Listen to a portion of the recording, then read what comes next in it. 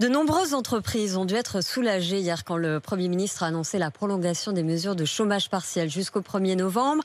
À l'université d'été du MEDEF, Jean Castex a donné des gages aux patrons pour soutenir la reprise avec notamment la baisse de 10 milliards des impôts de production. Un optimisme partagé par certains, mais qui varie évidemment selon les secteurs d'activité, comme a pu le constater Victor Joannin pour RMC. C'est le choix de la rédaction.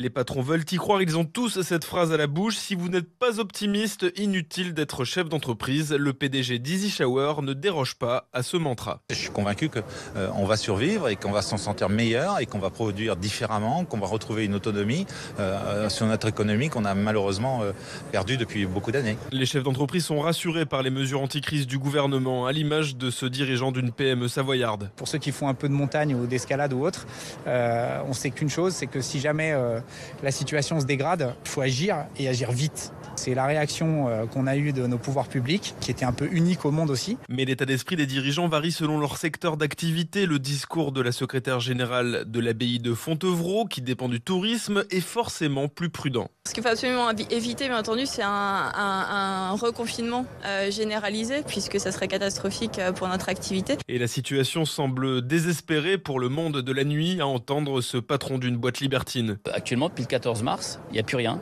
On n'a pas d'activité, on n'a pas de revenus. Je pense que l'optimisme, il viendra à partir du moment où on pourra rouvrir avec une activité tout à fait normale. À partir du moment où on aura les garanties d'un vaccin, là, on pourra parler d'optimisme. Mais pour l'instant, il n'y a pas d'optimiste à avoir. Une grande majorité des chefs d'entreprise se dit inquiète pour la situation économique du pays, mais les 3/4 d'entre eux sont confiants pour leur propre entreprise, selon un sondage IFOP.